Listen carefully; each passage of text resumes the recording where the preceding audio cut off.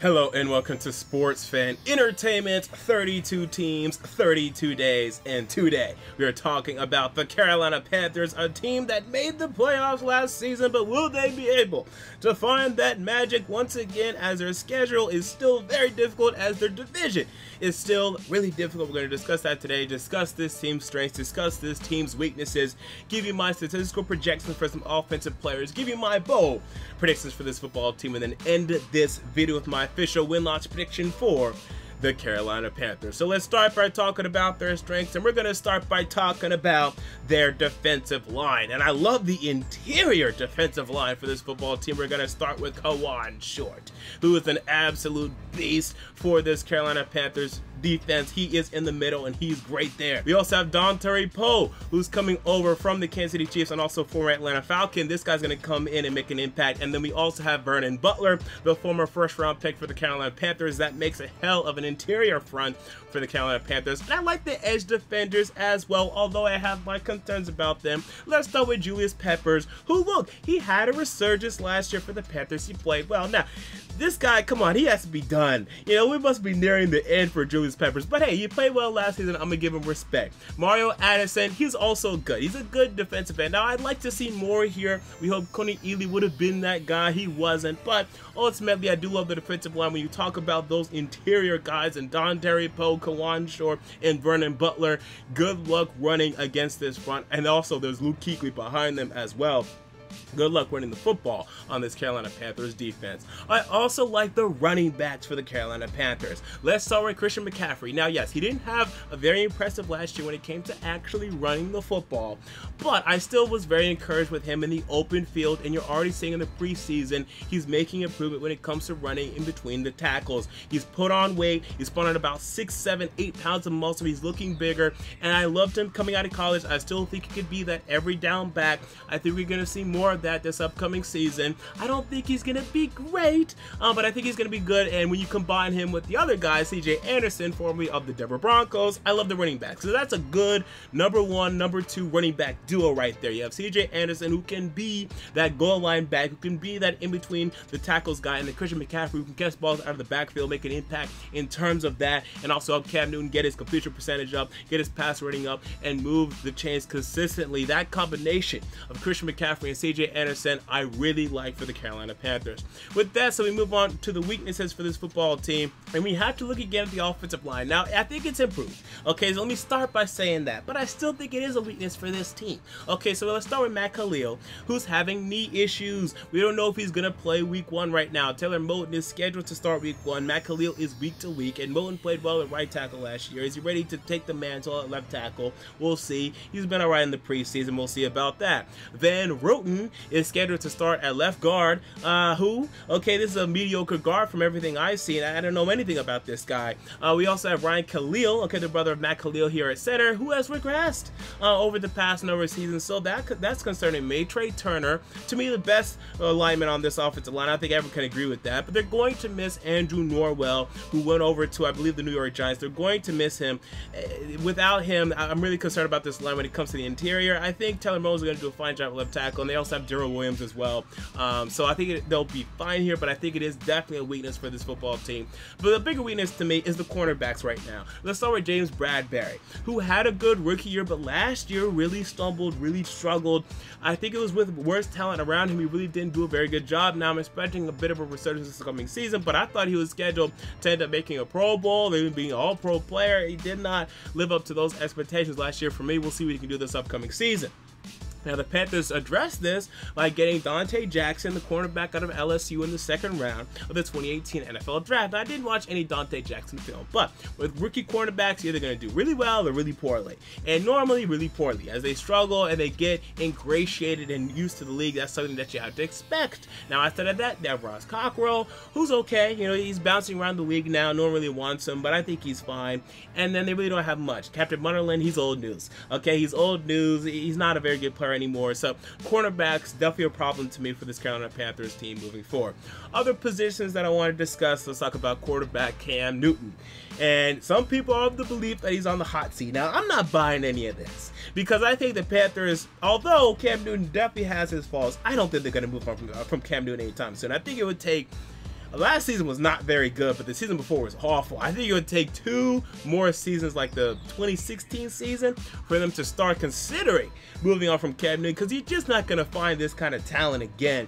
Clean up his style of play a little bit. You brought in North Turner, clean it up, and then he'll be fine. We've seen him lead this team to the damn Super Bowl. We've seen Cam Newton be the MVP of the NFL, throwing for like 35 touchdowns and 10 interceptions and coming very close to winning the Super Bowl. I mean, the game really wasn't very close, but we all thought they were going to win the damn game. So we know he can do it. He just needs to access that. He needs to be more consistent and start to look a little more inward than outward when it comes to the media. You know, just being a little more reserved, I think that would help Cam Newton a lot moving forward. The Kelvin Benjamin beef was not a good look. Although he looked good, Kelvin Benjamin looked like a total wimp. Just getting involved in anything like that, you know, is Tom Brady doing that? You know, probably not. So Cam Newton, just try to stay out of the spotlight. I think just put your head down, work on your accuracy, improve there, he'll be fine. I'm not really concerned about Cam Newton, but at the same time, I'm not really encouraged either. I'm somewhere in the middle. Look at the other positions that I want to discuss. Linebacker, some of you may say this should be a strength. I don't know. I think Thomas Davis, he's old news. I'm not sure the Panthers want him back for the season after this. I don't really buy into him being a very good linebacker anymore. And then Shaq Thompson, he's okay. I mean, I like Shaq Thompson, but I just didn't want to quite put it as a strength. Although we do have Luke Kuechly there, and he's an absolute beast. I wanted a little more before I said strength. And the safeties, Mike Adams. Look, this guy is old as dirt, but he continues to play well. Man, you got to give him some props, got to give him some credit.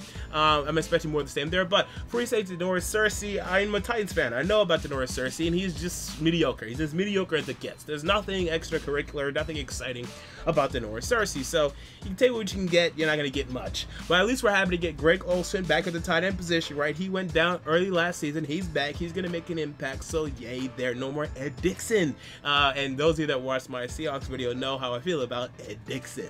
So with that, so we move on to my statistical projections for the Carolina Panthers, and let us start with quarterback Cam Newton.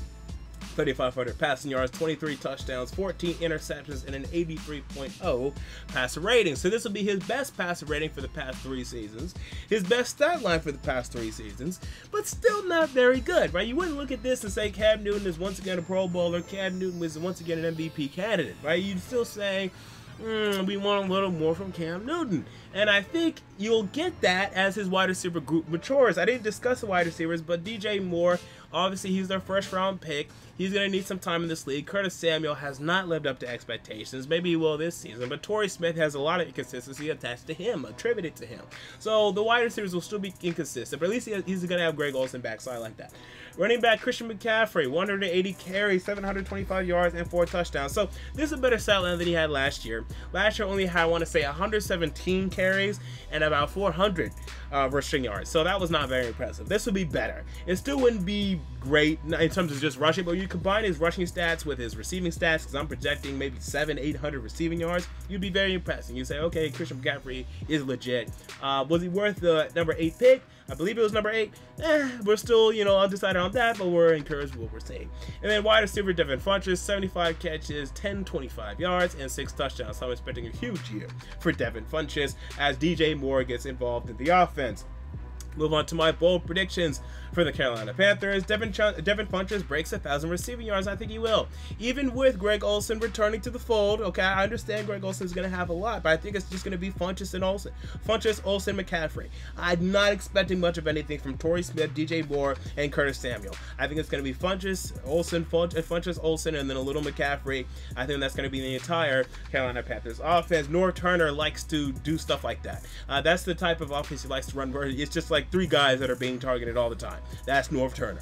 All right, look at the next bold prediction. The Panthers start 4-1. Look at their first 5 games for the Carolina Panthers, and I think these are all games that they can win, but I have them winning 4 of them. Okay, so they host the Dallas Cowboys week 1, where I think they will get the victory. They have the front that can stop and slow down Ezekiel Elliott, force Dak Prescott to move the ball down the field with his arm. He will fail. That's a win to me. Week number 2, they go to Atlanta. They face the Atlanta Falcons. That's difficult. Okay, I have that being an L, but it's a divisional game that the Panthers can win. They've won it before. They can win it again. Week 3, they host the Bengals. That's definitely a possible win. Week 4, they host the New York Giants. That's definitely a possible win. And then week 5, they travel to the Washington Redskins. And to me, the Panthers are just flat out better than the Washington Redskins, and by a good margin. They can easily go to Washington and get the victory. So I think it's a 4-1 start for the Carolina Panthers. But Well, prediction number 3, despite that hot start, the Panthers missed the playoffs. Why was that such a hot start? Because you only faced one NFC South team in the Atlanta Falcons. The NFC South is tough once again. Now, yes, no one has faith in the Tampa Bay Buccaneers, including me, but they're dangerous, right? Jameis Winston can throw it on you, and right now your quarterbacks are in a situation where you don't want that, right? Mike Evans can dominate James Bradbury, and then you're going to have some problems. So the Bucs could upset you. The Saints and the Falcons are going to give you problems, okay? They gave you problems last year. They're going to give you more problems this upcoming season, okay? And the NFC in general is tough. Outside of the first 5 games are difficult games on this schedule. You travel to the Philadelphia Eagles, I want to say in week 6 or 7. You also have a difficult game as you travel to the Pittsburgh Steelers later on in the schedule. You travel to the Detroit Lions later on in the schedule. This is a difficult schedule that is disguised by the first 5 games. And there's going to be a hot start for this team, but they're going to fizzle late, fade late, and miss the playoffs. I have this team going 8-8, and I think it could definitely be a playoff team. Do not get me wrong. Best case scenario is 11-5, right? Same record as last year.